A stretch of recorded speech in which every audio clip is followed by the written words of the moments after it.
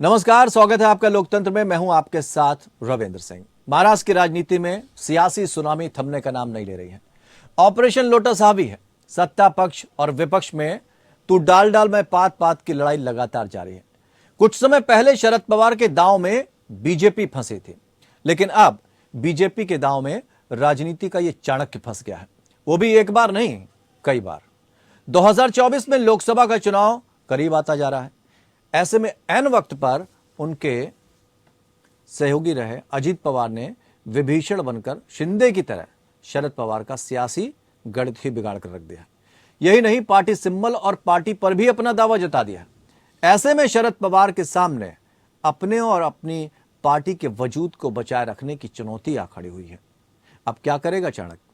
NCP में बगावत के इस विषय पर आज हम चर्चा करेंगे। इससे पहले देखते हैं पूरा घटनाक्रम।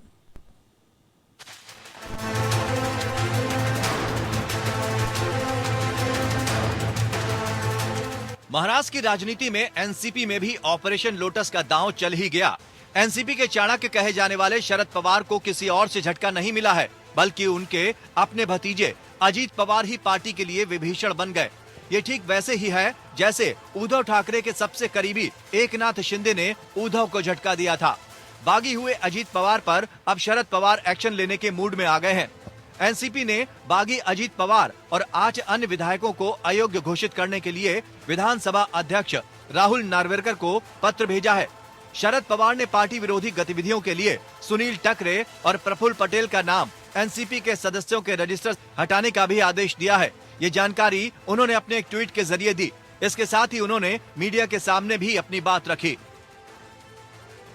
हे संघटन महाराष्ट्रामध्ये मजबूत करावं, पण नुसतंच मजबूत करण्याचा विचार नव्हता। आज देशामध्ये भारतीय जनता पार्टीच्या माध्यमातून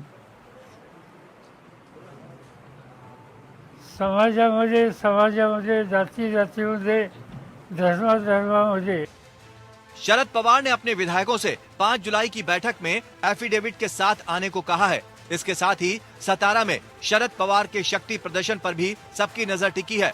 शरद पवार से जब पूछा गया कि भाजपा कह रही है कि विपक्ष की 2024 की राह अब आसान नहीं होगी, तो शरद पवार ने इस पर भी अपनी प्रतिक्रिया दी।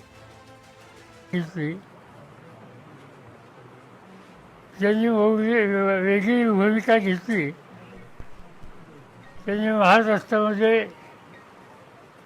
कार्यकर्त्यांच्या फाटी घालणं महाराष्ट्रात अनेक वर्ष मोलाची कामगिरी केली,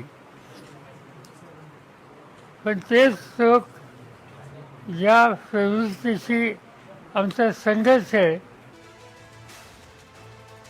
इस बीच सोमवार सुबह सियासी घटनाक्रम बदलता रहा। अजीत पवार देवेंद्र फडणवीस के घर पहुंचे तो दूसरी ओर महाराष्ट्र के मुख्यमंत्री एकनाथ शिंदे गुरु पूर्णिमा के मौके पर अपने सभी विधायकों और सांसदों के साथ शिवाजी पार्क में दिवंगत नेता और शिवसेना सुप्रीमो बाला साहेब ठाकरे के स्मारक पर इकट्ठा हुए। इससे पहले शिंदे आनंद आश्रम और फिर दादर में बाला साहेब स्मारक पर अपने राजनीतिक गुरु आनंद दीघे का आशीर्वाद लेने पहुंचे। दूसरी तरफ अजीत पवार के घर पर एनसीपी नेताओं की बैठक हुई। इस पूरे घटनाक्रम को लेकर सत्ता पक्ष और विपक्ष के बीच जबरदस्त शब्द बाण भी चल रहे हैं। अजीत पवार का दावा है कि 40 विधायकों का समर्थन उन्हें हासिल है। उन्हें उप मुख्यमंत्री का पद भी हासिल हो गया। यही नहीं, उनके साथ आए 9 विधायकों ने भी मंत्री पद हासिल कर लिया। इस बीच सुप्रिया सुले ने कहा कि अजीत दा अब भी मेरे भाई हैं। आगे देखते हैं क्या होगा। आपको बता दें कि इससे पहले सुप्रिया सुले महाराष्ट्र की सियासत में सियासी धमाके होने की बात कह चुकी थी। हालांकि ये सियासी धमाके क्या होंगे इसका जिक्र उन्होंने नहीं किया था, लेकिन उनका बयान उस वक्त काफी महत्वपूर्ण माना गया था। सूत्रों के मुताबिक 10 विधायक लगातार सरकार में शामिल होने के लिए शरद पवार को समझाने की कोशिश में जुटे हैं, लेकिन अब तक शरद पवार की ओर से इस मामले में कोई प्रतिक्रिया सामने नहीं आई है। फिलहाल सबकी नजर 5 जुलाई को होने वाले शरद पवार के शक्ति प्रदर्शन पर टिकी है। लेकिन सवाल ये है कि अगर ये 40 विधायक अजीत पवार के साथ मिलकर बीजेपी में चले गए तो एनसीपी के इस चाणक्य का हाल वही होगा जो शिवसेना प्रमुख उद्धव ठाकरे का हुआ है। अब देखना ये होगा कि महाराष्ट्र की राजनीति में इस उथल पुथल के बीच जनता आने वाले चुनाव में किसको सबक सिखाएगी और किसको गद्दी पर बैठाएगी। फिलहाल तो एनसीपी के चाणक्य के लिए ये अब तक की सबसे बड़ी अग्नि परीक्षा होगी। Bureau report, APN.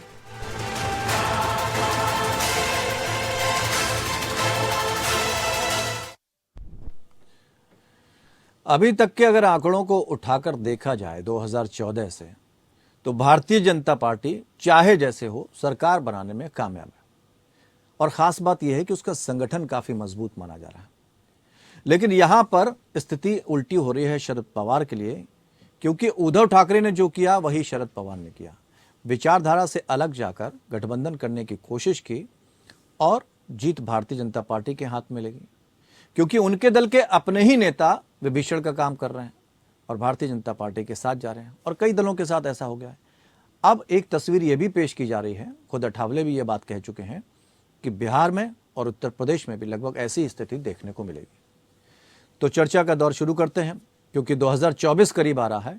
ऐसे में स्थिति क्या बनेगी ये समझने वाली बात है, और ये यहां से जो चीजें शुरू हुई हैं वो कितना असर डालेंगे उस चुनाव में। हमारे साथ खास मेहमान के तौर पर पूरा एक पैनल बैठा हुआ है, बेहतरीन पैनल है हमारा आज का। वैभव अग्रवाल हमारे साथ हैं, भारतीय जनता पार्टी के प्रवक्ता, रत्नाकर सिंह कांग्रेस के प्रवक्ता, संजय द्विवेदी प्रवक्ता शिवसेना, और मुकलेश शेख नेता एनसीपी, डॉक्टर सुनील कौशिक वरिष्ठ पत्रकार के तौर पर उनके अनुभव हम साझा करेंगे, वो हमारे साथ स्टूडियो में मौजूद है। और सुनील जी, आपसे शुरुआत करेंगे। समझना चाहेंगे ये जो घटनाक्रम हो रहा है कौन कितना मजबूत, क्योंकि शक्ति प्रदर्शन की बारी है एक बार फिर से शरद पवार के पास। क्या लगता है क्या होगा भविष्य? इतिहास दोहराता है और जो शरद पवार जी ने किया कांग्रेस के साथ, एक नया दल, एक नया संगठन बना करके जब कांग्रेस से बगावत की थी, और वो इसलिए सफल हुए थे कि उनका धरातल पर बहुत अच्छी पकड़ थी, कार्यकर्ताओं के बीच अच्छी पैंठ थी, इसलिए वो सफल नेता भी वहां हुए और कांग्रेस को वहां उन्होंने उस समय डैमेज भी किया। यदि हम अजीत पवार की बात करें, जितना मैं व्यक्तिगत तौर से उनको जानता हूं, जब शरद पवार केंद्रीय राजनीति में धुरी बने हुए थे, दिल्ली में जब वो उन्होंने बहुत समय खपाया, केंद्रीय मंत्री भी रहे और चाहते थे कि राष्ट्रीय राजनीति में उनकी एक मुख्य भूमिका हो, उस समय अजीत पवार महाराष्ट्र की राजनीति को संभाल रहे थे। महाराष्ट्र का संगठन की पूरी बागडोर उनके हाथ में थी। कौन कहाँ रहेगा, कौन कहाँ बनेगा, किस पद पर रहेगा, सारा सिस्टम मुझे लगता है अजीत पवार के हाथ में था। ठीक है, तो अभी ये स्थिति है कि शरद पवार को शक्ति परीक्षण देना है, शक्ति प्रदर्शन करना है। 5 तारीख तक का सबको इंतजार भी रहेगा। वैभव जी, आपके पास आना चाहेंगे। घबराहट हो रही है या सब कुछ ठीक है? ठंड लग रही है भाई साहब, नमस्कार। ठंड लग रही है भाई साहब, घबराहट के मारे। शॉल ओढ़ लीजिए फिर आप। वो है नहीं, अभी गर्मियों की वजह से ना सब कुछ अंदर रख दिया था, तो निकालने के लिए बोला है मैंने। मिसेस तो बट अभी देखते हैं कब निकलती है, बट तब तक के लिए तो जरा ठंड है। लेकिन आप लोगों के और सभी मित्रों की छाया में गर्मी आती है तो बढ़िया लगता है, तो थोड़ा खुलने का मौका लगेगा जी। और जहां तक डर की बात है, तो डरे वो जिसने कुछ गलत किया हो, तो हमें तो डर लगता नहीं है। डरे वो जिसको जनता का सहारा ना हो राजनीतिक परिप्रेक्ष्य में, तो हमें तो कोई डर लगता नहीं है। डरे वो जिसके दुश्मन ज्यादा हों, तो हमें तो डर लगता नहीं है, क्योंकि दुश्मन भी प्रेम करते हैं। दुश्मन होंगे कोई बात नहीं, लेकिन प्रेम तो करते हैं, है ना। तो बात फिर की इतनी सी आ जाती है कि भाई साहब हम लोग चला रहे हैं सरकार, हम लोग चला रहे हैं एक दिशा के साथ और एक विचारधारा के साथ। ठीक, जो भी आए उसका स्वागत था। और मैंने आपकी शो पे कई बार बोला है, अपने बाकी पैनलिस्ट के साथ भी, कि देखिए ऐसा है कि भाजपा एक ऐसा राजनीतिक दल है जिसमें हम अपने कार्यकर्ता का तो ध्यान रखते ही रखते हैं, साथ में उन नेताओं का स्वागत भी कर लेते हैं कभी कभी, जो नेता देश की सेवा करने की मंशा से आना चाहते हैं और कार्य करना चाहते हैं। ठीक है। यदि हमारी सरकार है के अंदर शामिल हो जाते हैं, यदि हमारी सरकार नहीं है और हम विपक्ष में आ जाते हैं। अब अगर विपक्ष में आने के बाद नंबर ज्यादा बड़ा हो जाता है, तो जाहिर सी बात है कि सरकार तो बनी जाएगी, है ना। जी। विपक्ष का नंबर पक्ष से बड़ा तो हो नहीं ऐसा सकता। तब तक कहा जा सकता है जब तक जीत हासिल हो रही हो, और हाँ, ठीक है, आपकी जोड़ बात तोड़ ठीक की है। सरकार बनाने वाले हमेशा अंदर से डरे रहते हैं, ऐसा देखा गया है। हाँ, ठीक है, आपकी बात, वो आपके विचार से आप जहां बैठे हैं वहां से हो सकता है ये सब क्यों। हम जहां बैठे हैं वहां पे हमें इस चीज का बखूबी इल्म है। जो चीज ऊपर जाती है वो नीचे तो आती ही आती है, लेकिन एक लेवल पे आने के बाद ना ऊपर ना नीचे, तो यदि आप मेंटेन कर ले तो बढ़िया चलता है, ठीक है, करने की कोई बात नहीं है। ठीक है। रत्नाकर जी की भी अपनी जगह प्रतिक्रिया ले लेते हैं। ठीक है, रत्नाकर जी क्या कहना चाहेंगे? आप लोग लगातार कोशिश कर रहे थे कि विपक्षी एकता मजबूत हो, यहां तो झटका लग गया आपको, आप क्या करेंगे? देखिए रविंद्र जी, मैं पूछना चाहूंगा भारतीय जनता पार्टी के जो कह रहे हैं कि डरे वो जो गलत किए। आज जो महाराष्ट्र की राजनीति में जो उठापटक हुई है उसमें महाराष्ट्र की जनता से आप जाकर पूछ लीजिएगा कि ये गलत हुआ है कि सही हुआ, और गलत किसने किया है और किसके सह पे किया गया है, किसके साथ मीटिंग किया गया है, ये महाराष्ट्र की जनता को भी आज पता चल गया है। और मैं पूछना चाहूंगा इनसे जी कि क्या यही वो भारतीय जनता पार्टी है जो अटल जी जब कहते थे कि मैं उस सत्ता को चिमटे से भी छूना पसंद नहीं करूंगा जो सत्ता मुझे दूसरे दल को तोड़कर हासिल करनी हो। आज वो भारतीय जनता पार्टी वही है? नहीं, देखिए रत्नाकर जी, आंसर जरूर दीजिए। रत्नाकर जी, जो इंदिरा जी के टाइम की कांग्रेस थी वो आज नहीं है, तो जो अटल जी के टाइम की भारतीय जनता पार्टी थी वो आज नहीं है, उसमें क्या दिक्कत है? लेकिन इस तरह की राजनीति, जेपी नड्डा का इनका बयान था कि हम क्षेत्रीय दलों को धीरे धीरे समाप्त करें। आज देखिए कितना स्ट्रेटेजिकली ये उस पे काम कर रहे हैं क्षेत्रीय दलों। नहीं, मुझे जहां तक उनके बयान का ध्यान है, ऐसा कुछ उन्होंने शायद नहीं कहा था। उन्होंने ये कहा था कि अगर इसी तरह से चलता रहा तो धीरे धीरे क्षेत्रीय दल कहीं अपना वजूद ना खो दें। भगवान मालिक है। नहीं, उनके कहने का तात्पर्य यही था, क्षेत्रीय दलों को जो है समाप्त कर दिया जाएगा। कहने का तात्पर्य ये था, आप लहजे में आप रिप्रेजेंट करिए, लेकिन देख लीजिए शिवसेना का 2 फाड़ इन्होंने किया, एनसीपी का 2 फाड़ इन्होंने किया। अभी तमाम इनके नेतागण का बयान आ रहा है कि जेडीयू में सुशील मोदी का बयान आ रहा है कि जेडीयू का भी 2 फाड़ करने वाले हैं। ठीक है, तो आप देश को लोकतांत्रिक तरीके से चलाना चाहते हैं या नोट तंत्र के बदौलत और केंद्रीय एजेंसियों के दुरुपयोग से चलाना चाहते हैं? ठीक है। कल तक जिसको आप पानी पी पी कर कोसते थे, प्रधानमंत्री जी 5 ही दिन पहले कहते हैं कि एनसीपी के नेताओं के ऊपर 70,000 करोड़ का घोटाला है। कल तक जो किरीट सोमैया आए चिक चिक कर कहते थे, ठीक है, आपके मुताबिक जो हुआ वो ठीक नहीं हुआ है। मुकेश जी, ये तो बहुत दिक्कत वाली बात हो गई। दूसरी बार ऐसी स्थिति बन गई जब शरद पवार जी को कुछ पता ही नहीं चला और जमीन सरक गई। वो कहते हैं ना, सावधानी हटी दुर्घटना घटी। नहीं, कोई दुर्घटना नहीं घटी। पूरे विधायक हमारे मुकेश जी, आवाज आ रही है आप तक? नहीं, जो 9 गए हैं उसमें से सिर्फ 2 ही अजीत दादा पवार क्या है। एक अजीत दादा पवार सब कुछ, और धनंजय मुंडे जी और आपकी आवाज नहीं मिल पा रही मुकेश जी। संजय द्विवेदी जी, क्या कहना चाहेंगे? जो शिवसेना के साथ हुआ वही एनसीपी के साथ हो गया, अब क्या करेंगे? अब तो कुछ बचा ही नहीं आप लोगों के पास। नहीं, हम लोग बहुत कुछ बचा है। हमने कैसे कह दिया कि हमारे पास कुछ नहीं बचा। अरे भाई, विधायक अगर 2019 में भी ये अजीत दादा पवार जो है उप मुख्यमंत्री बन गए थे, सुबह सुबह 4 बजे, क्या हुआ 80 घंटे बाद? 80 घंटे बाद क्या हुआ? 80 घंटे बाद वापस आ गए। वो तो महानता है माने शरद पवार जी की, जो उन्होंने बर्खास्त नहीं किया। नहीं तो आप लोग तो सियासी युद्ध की जो है पेटियां बांधते रह गए, वहां तो आपके पीछे से सैनिक ही चले गए। ना, बांधते नहीं रहेगा, ये आप गलत कह रहे हैं। हम क्यों मानते रह गए? भाई उनको जाना था, 6 महीने पढ़ा रहे हैं जाने के लिए। माने शरद पवार ने इस्तीफा भी दिया था इसी बात के लिए। उन्होंने जब लोगों ने कहा उन्होंने वापस लिया, उन्होंने संगठन बनाया, माननीय सुप्रिया सुले को और प्रमोद पटेल को दिया गया। अब प्रमोद पटेल के ऊपर इतने आरोप है, 1 से 1,500 करोड़ घोटाला के आरोप है। ईडी रोज छानबीन कर रही है, जो अजित पवार की इनकी छानबीन शुरू हो गई थी। तो छानबीन शुरू होने के बाद और 50 करोड़ ठोका, 50 करोड़ एकदम होके, तो ये तो नारा चल ही रहा है ना। इसमें कौन सी, इसमें भी बिल्कुल क्लियर लगा रहा है। तो बिना सेना के युद्ध में चुनौती कैसे देंगे अब आप? अब तो कुछ बचा नहीं है। जनता देती है।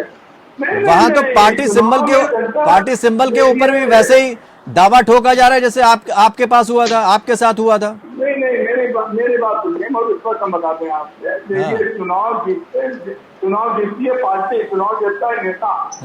उद्धव ठाकरे नेता, शरद पवार की नेता, महाअघाड़ी हमारी बनी हुई है, कोई दिक्कत नहीं है। आप जनता को वो ठीक लोगे। शिंदे साहब घर छोड़िए, नेम प्लेट उखाड़ के ले गए। नहीं, आप तो हमारी आप विधायक लेके गए ना। कर्नाटक में क्या हुआ?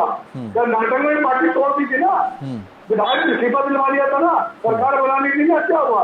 135 विधायक जीत के कांग्रेस के आगे। क्या कर पाए आप?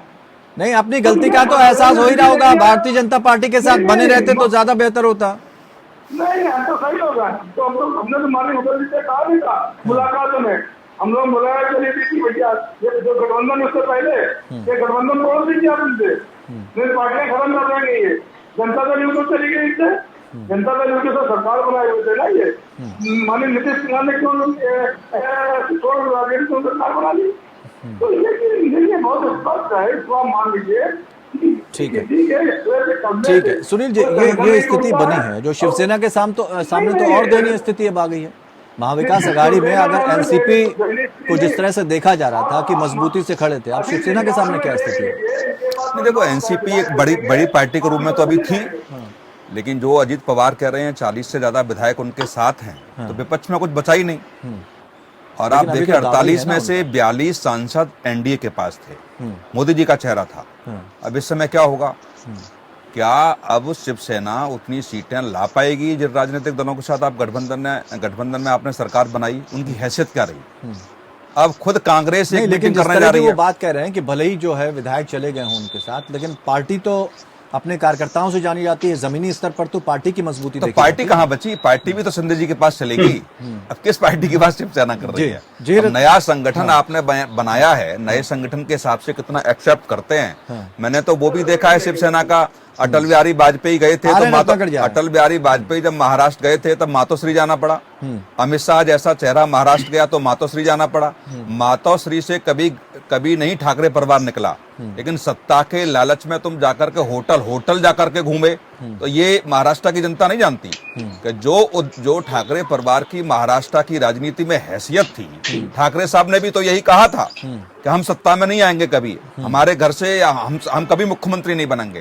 तो वो उद्धव ठाकरे ने कब माना? क्या इस बात को लेकर के, और दूसरी बार लोकसभा चुनाव से पहले वहां एमसीडी के चुनाव हैं, स्थिति क्लियर हो जाएगी कि आखिर में शिवसेना के साथ हैं या उद्धव ठाकरे जी के साथ हैं।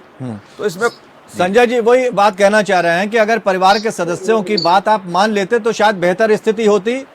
अब तो बहुत दयनीय स्थिति होती जा रही है, तो उस तरफ इशारा भी कर रहे हैं सुनील जी। अभी सुनिए, बात बड़ी ध्यान देकर सुनिए। अभी आपके बात मेरी पार्टियों की राजनीति बीजेपी नहीं है। आज अटल बिहारी वाजपेयी के सिद्धांत है, बात है क्या पूछिए। और दूसरी बात, कितने चुनाव हुए महाराष्ट्र में? मैं तो सब पूछ रहा हूँ, कितने चुनाव महाराष्ट्र में हुए? शिवसेना इनके साथ है, उद्धव जी के साथ उद्धव बाला साहब ठाकरे शिवसेना है।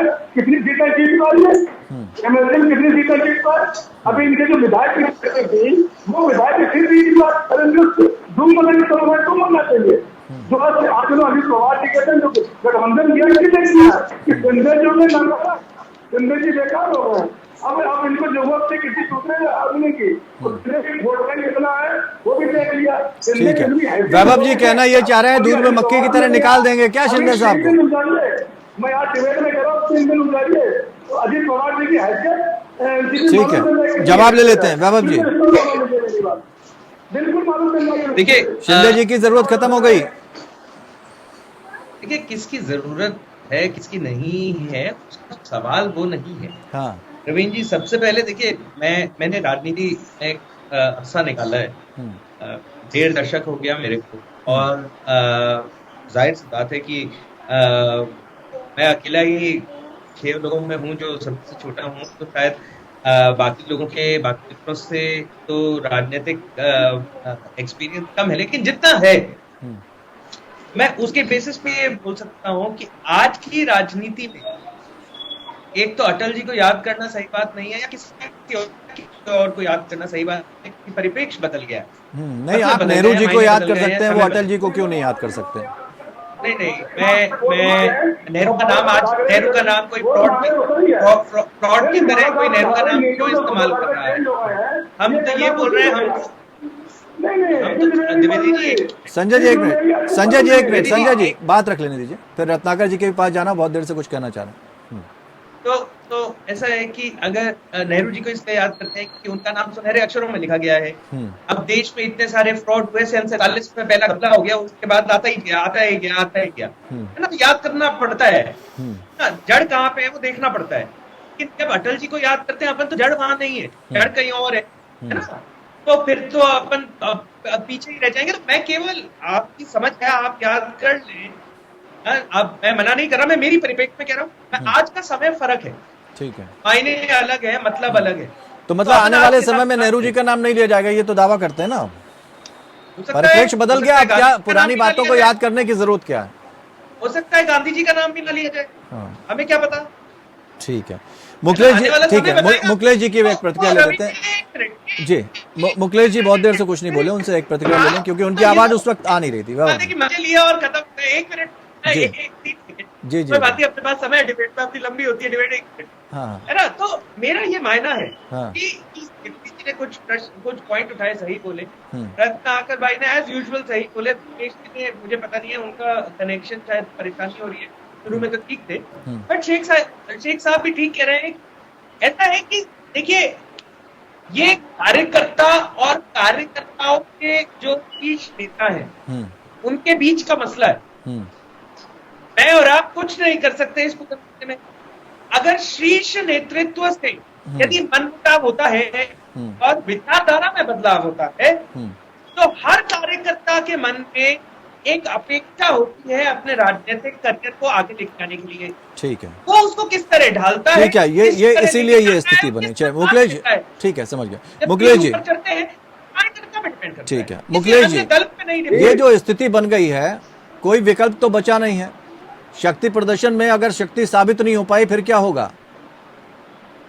देखिए, हर स्तर पे हम एकता नहीं रखते। हमारे पार्टी के अंदर जो 9 विधायक लेके अजीत दादा पवार साहब है, हमारे पवार साहब एकदम सक्षम है, और पवार साहब भी हमारे लीडर है, और हम सब कार्यकर्ता जो है जमीनी स्तर से काम कर रहे हैं पवार साहब के साथ। जो भागे हैं, ठीक है, वो लौट आने की भी कोशिश जारी है। उसमें बहुत से विधायक ने कहा है कि भाई हमें पूरी जानकारी नहीं दिया गया था, कुछ उधर, ये सब बातें जो है ईडी सीबीआई के इंक्वायरी में हासिल मुशर्रफ साहब के खिलाफ नहीं। लेकिन अगर आपके अपने ही दल के नेता अजीत पवार को अपना नेता मानने के लिए तैयार थे, और शरद पवार जी ने इस्तीफा दे दिया था, और साफ साफ वहां पर अजीत पवार ने अपनी प्रतिक्रिया भी दे दी थी, क्या वजह रही जो अजीत पवार को वो तवज्जो नहीं दी गई जो उनको मिलनी चाहिए थी? तो उसके बाद तो पार्टी में ऐसा होना लाजमी है। सर देखिए, देवेंद्र जी ने भी ये कहा था कि मैं एनसीपी के साथ में जीवन में कभी गठबंधन में नहीं जाऊंगा, सुन लीजिए, लेकिन मैं कुंवारा रहना पसंद करूंगा। लेकिन आज देवेंद्र जी की क्या मजबूरी हो गई कि अजीत दादा पवार साहब के और शरद पवार के जो खिलाफ हमेशा बोलते थे, जो लोग हमें गुंडाबाज और हमेशा दागी बताते थे, वो लोगों को लेकर आज सरकार में अगर बनाया, तो ये बीजेपी की कमजोरी क्या है, मैं ये पूछना चाहता हूँ आपके चैनल के माध्यम से। क्या सरकार गिर रही है क्या? केंद्र की सरकार, अपना कोर्ट का जो फैसला आने वाला है उनके नहीं, तो बीजेपी की कमजोरी का सवाल कहाँ उठता है अगर वो हर जगह सरकार बना रहे हैं, चाहे जैसे बनाए? नहीं, जैसे सत्ता का मतलब तो ये है ना, साम दाम दंड भेद। उनका तो काम सीधा हो रहा है। उन्होंने तो सीधे साधे सरकार नहीं बनाया, तोड़ फोड़ की राजनीति कर रहा है। अभी 3 काम बिगाड़ा करके ले लिया। कौन दल ऐसा नहीं करता? कौन दल ऐसा नहीं करता? शिंदे साहब के टीआरपी से देवेंद्र जी वो तो अजीत पवार तो ये कह रहे हैं, अगर हम किसी और राज्य में सरकार बना सकते हैं, अगर हम किसी और राज्य में बीजेपी के साथ मिलकर सरकार बना सकते हैं, तो पर यहाँ मिलने में क्या दिक्कत है आपको? देखिए वहाँ पर तो हमारे अध्यक्ष शरद पवार का अनुमति था। हाँ। यहाँ पर तो मतलब अनुमति नहीं थी। इन्होंने जिस तरह का कहा और जिस तरह धोखा दिया, पहले महाराष्ट्र अध्यक्ष की बात किया कि अजीत दादा पवार महाराष्ट्र के अध्यक्ष तो बनने यही के काम लिए तो शरद पवार भी कांग्रेस के साथ कर चुके हैं ना। अरे सर वो सुन लीजिए, शरद पवार ने क्या किया, और वो पहले 3 रुपए किलो चावल था, ये बात नहीं होता है। हाँ, तो अभी इतिहास के तो हालात दोहराता है, क्या जैसा देश कि में- सुनील जी ने कही, इतिहास तो दोहराएगा अभी अपने देख लीजिए देश में हालात क्या है, और खड्डे देश के अंदर देखिए, बाढ़ में लोग मरे जा रहे हैं, किसान मरे जा रहे हैं। किसान के ध्यान को भटकाने के लिए इलेक्शन के माध्यम हिंदू मुस्लिम ये सब क्या है, ये सब पसमानदा मुसलमानों की जरूरत पड़ गई बीजेपी को। ये सब सारा खेल जो है इनका इलेक्शन 2024 का है। ये सबको डरा धमका के अपनी सरकार के शामिल कर रहे हैं कि मुंह मत खोलो वरना नवाब मलिक की जैसे जेल चले जाओगे।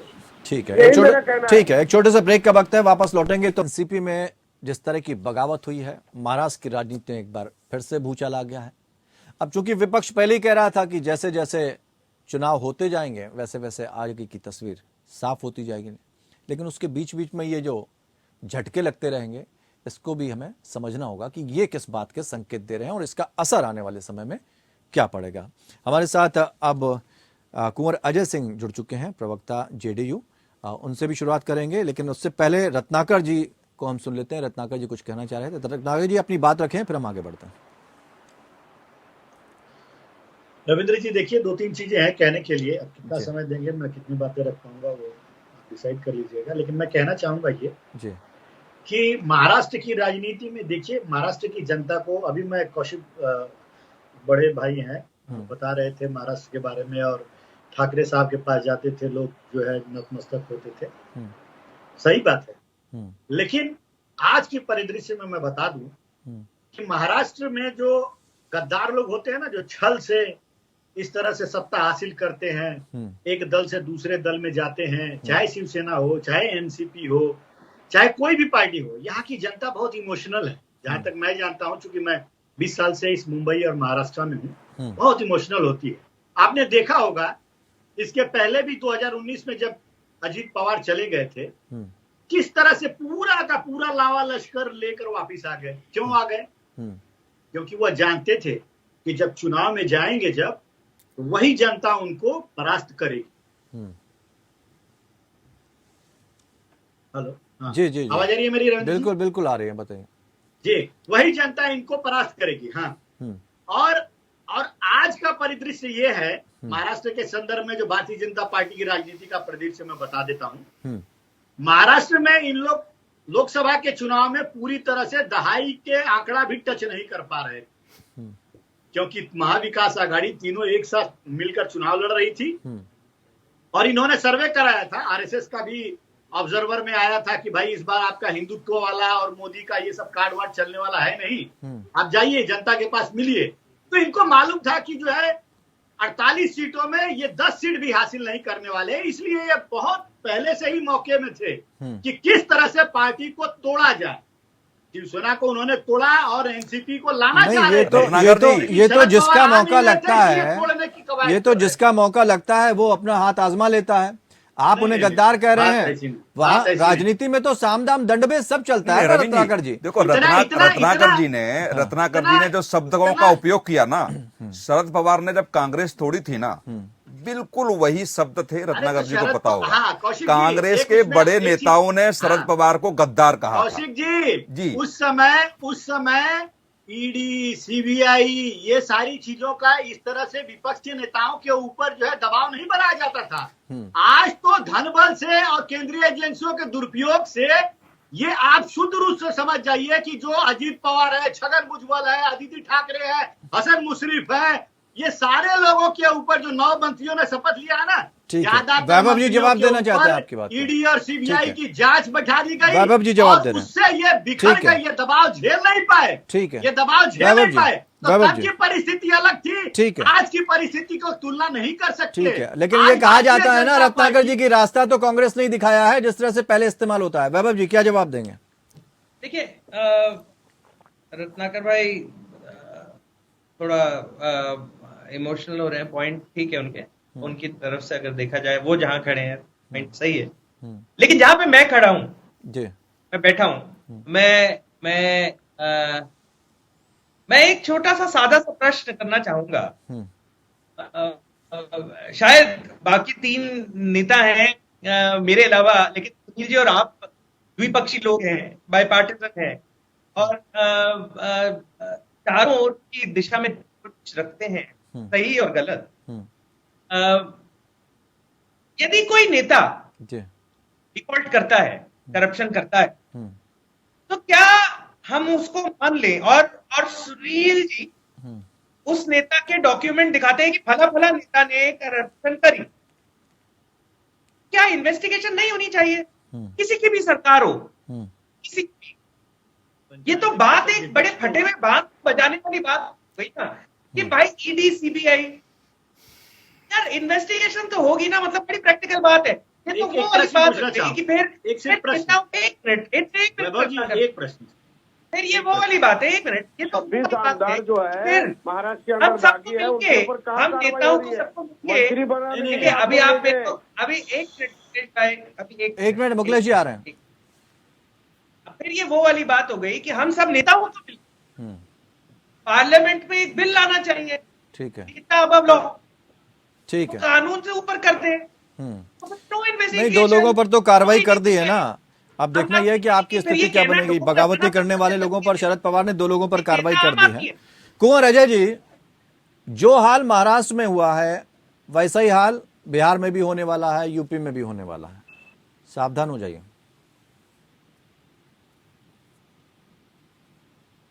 कुंवर जी, आवाज पहुंच रही है आप तक?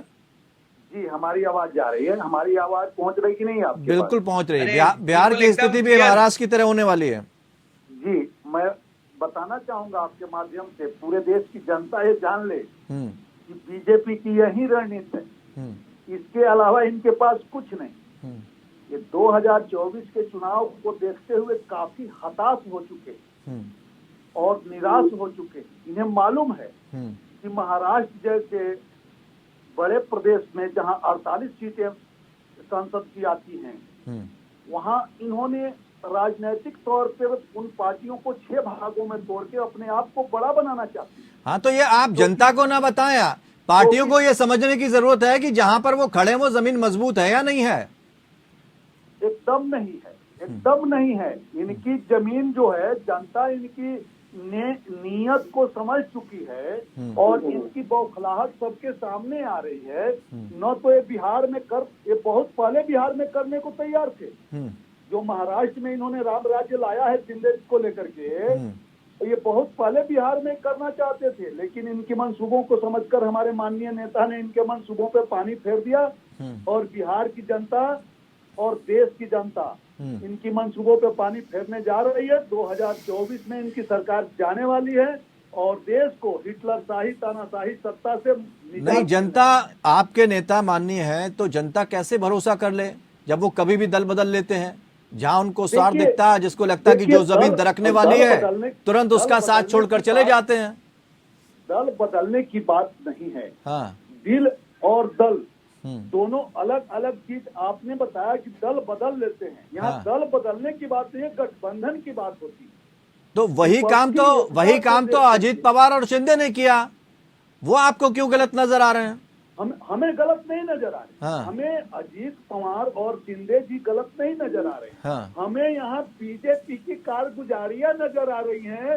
जैसे इन्होंने मध्य प्रदेश में जनता की चुनी हुई सरकार को चुरा लिया, महाराष्ट्र में जनता की चुनी हुई सरकार को चुरा लिया, हमारा वहाँ पूर्वोत्तर में जनता की चुनी हुई विधायकों को चुरा लिया। ठीक उसी प्रकार से पूरे देश में ये गाजर मूल्य की तरीके से मार्केट में खड़ा करके सांसद विधायक खरीदना चाहते हैं, बेचना चाहते हैं लोगों को। यानी कुंवर जी, मैंने धक्का दिया तो आपने लिया क्यों?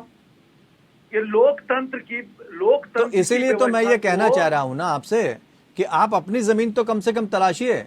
आपके साथ जो लोग मौजूद हैं उन पर आपको भरोसा है, बाकी दलों को भरोसा नहीं है। एनसीपी के साथ भी वही हुआ और शिवसेना के साथ भी वही हुआ।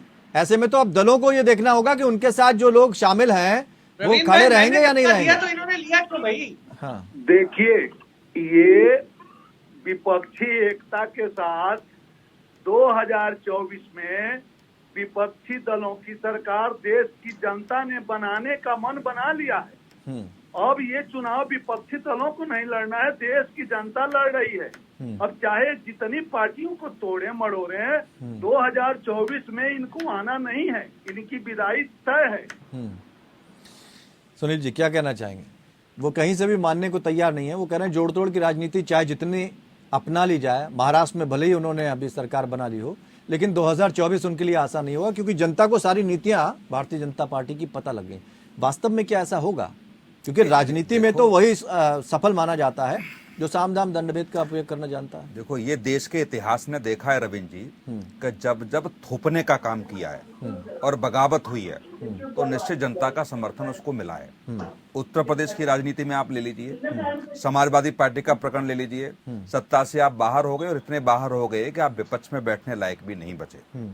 आज ममता बनर्जी को पश्चिम बंगाल में ले लीजिए, पवार साहब को महाराष्ट्र में आप ले लीजिए। बहुत सारे ऐसे एग्जाम्पल हैं कि निश्चित तौर से जब जब राष्ट्रीय नेतृत्व ने किसी मोह के कारण या किसी और कारण या तो उसने क्षेत्रीय नेता को वो स्थान नहीं दिया और जब जब उन्होंने बगावत की है तो निश्चित तौर से वही परिणाम आए हैं। तो ये कोई नई बात नहीं है कि पहली बार ऐसा इस देश में हो रहा है।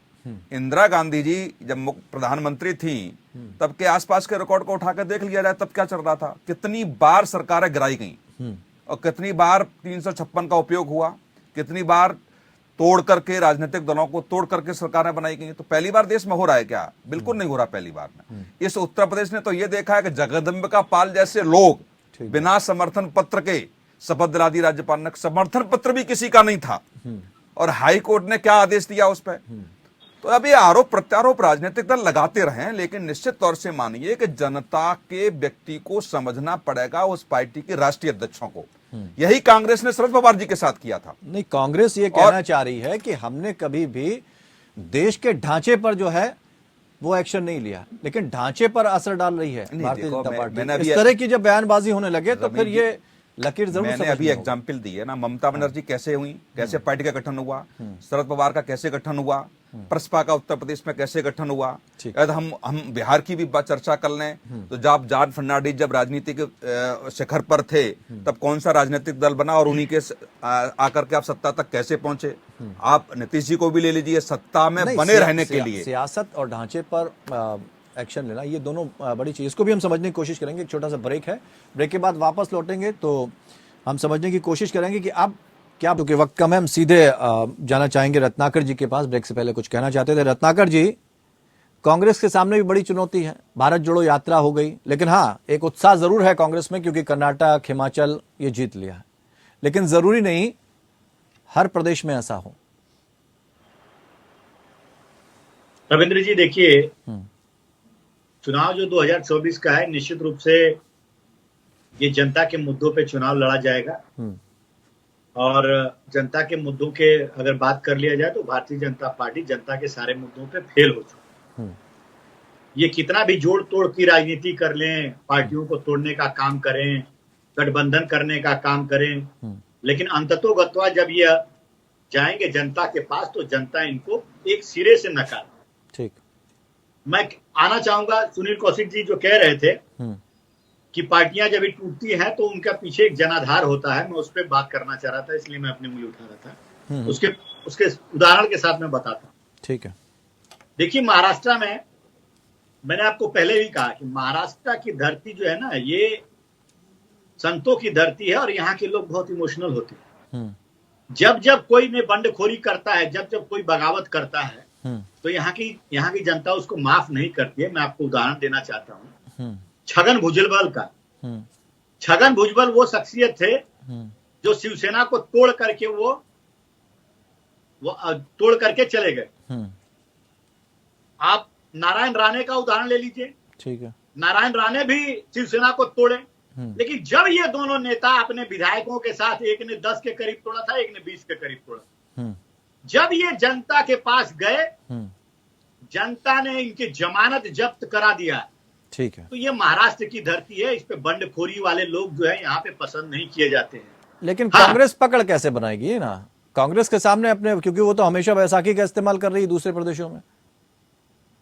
नहीं, दूसरे प्रदेशों में बैसाखी का इस्तेमाल नहीं कर रहे। जहां पे हम कमजोर हैं, निश्चित रूप से महागठबंधन तो हम लोग इसलिए बना रहे हैं, जहां पे जो कमजोर है वहां पे सामने वाली जो रीजनल पार्टी है उसको हम तवज्जो देंगे, उनके साथ मिलकर चुनाव लड़ेंगे। तो ये महागठबंधन जब एक बार फाइनल हो जाएगा कि कौन सी पार्टी कहां पे कितनी सीटें पे लड़ रही है, तो आपको सारा पिक्चर क्लियर हो जाएगा। वो अभी कुछ दिन में हो ही जाएगा, क्योंकि 13-14 तारीख की जो मीटिंग थी बैंगलोर में, वो यूसीसी और अध्यादेश के मसले पे जो मानसून सत्र जो आने वाला है 20 तारीख से 20 जुलाई से, उसकी वजह से जो है उसको पोस्टपोन कर दिया गया है।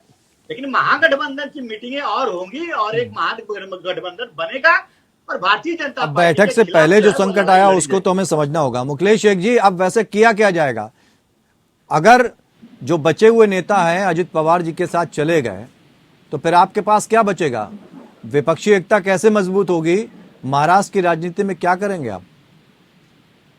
देखिए रविंद्र जी, हमारे शरद पवार साहब जो है ना, वो एक आज इतने उम्र होने के बाद भी एक युवा स्ट्रांग और लीडर की तरह काम कर रहे हैं, युवा नेता की तरह काम कर रहे हैं और आज जनता से जुड़े हैं। जनता जो है उनको मानती है और इसी के कारण हम लोग वो साहब के साथ है, जनता उनके साथ है कि हमें इसका कोई फर्क नहीं गिरने वाला है। हमारी पार्टी इससे और आगे जाएगी और हम सामने भाजपा जो है शिंदे ग्रुप के लोगों का मुकाबला करेंगे। अजित पवार साहब को तो हमारे पार्टी में बिल्कुल जो है हमारा सिंबल भी नहीं मिलेगा और ना ही अजित पवार साहब हमारे पार्टी का कोई हकदार है। जिस तरह गया है, अगर लौट के आते हैं हमारे पवार साहब के और सुप्रिया ताई के मनाने से या फिर हमारे कोई विधायक जो है उनसे संपर्क कर रहे हैं और पवार साहब के साथ में बहुत से लोगों की रात में मीटिंग भी हुई है, तो वो सब चीजें अगर होती है तो फिर ठीक है। नहीं तो दलों में जो दल है, रीजनल दल, उनमें एक स्थिति देखने को मिल रही है, वो है जनरेशन गैप की। सीनियर जो लीडर्स हैं वो सत्ता छोड़ना नहीं चाहते हैं, कुर्सी से चिपके रहना चाहते हैं, मौका नहीं देना चाहते हैं और जो मौका चाहते हैं योग्य है उनको मौका दिया नहीं जा रहा, तो फिर वो तो सत्ता हथिया ही लेंगे या दूसरे के साथ चले जाएंगे। इन चीजों को आपस में सुलझाया क्यों नहीं जाता, जिसका खामियाजा आप लोगों को भुगतना पड़ रहा है? और जब तक इसको ठीक नहीं करेंगे तब तक तो दूसरा दल फायदा उठाएगा ही। रविंद्र सिंह साहब, एक बात आपको भी पता है, आप एक बहुत ऊंचे अच्छे वादे पे बैठे अच्छे एंकर भी, बहुत अच्छे पत्रकार देश में आपका नाम है कि ईडी सीबीआई हसीन मुशरिक साहब के पीछे हाथ धो के पड़ी थी ईडी वाले और आदरणीय मोदी जी हमारे देश के प्रधानमंत्री, हमारे प्रधानमंत्री, उन्होंने कहा एनसीपी के बारे में कि भ्रष्टाचार, सारे लोगों का भ्रष्टाचार खोल रहा था। वो डर गए होंगे रातों रात, क्योंकि अब तक तो उनको कुछ ना कुछ आश्वासन देवेंद्र जी दे के रखे थे। हमारे साथ में रह के अंडरटेकिंग हो सकता है बीजेपी के साथ था, हमें पता ही नहीं था इसके बारे में। अब खुल के पिक्चर सामने आ गया, अब उनसे डट के मुकाबला करेंगे और जनता को भी पिक्चर क्लियर हो जाएगा धीरे धीरे। हमें शरद पवार के साथ में जो मिलकर पवार साहब के नाम पे चुनाव लड़ा गया, पवार साहब हमारी आन बान शान है, पवार साहब हमारे लीडर है, पवार साहब ही रहेगा। घड़ी पवार साहब की है, पवार साहब यानी घड़ी, घड़ी मतलब पावर, यही महाराष्ट्र की जनता मानती है और पूरे देश के जो लोग हैं उसके अंदर पवार साहब, जो विपक्ष के लोग हैं, वो सभी लोग सीनियर लीडर के तौर से मानते हैं। और मैं भी और आपको भी पता है कि इस चीज को आगे जो अजित दादा पवार ने जो फैसला लिया वो फैसला बिल्कुल गलत है।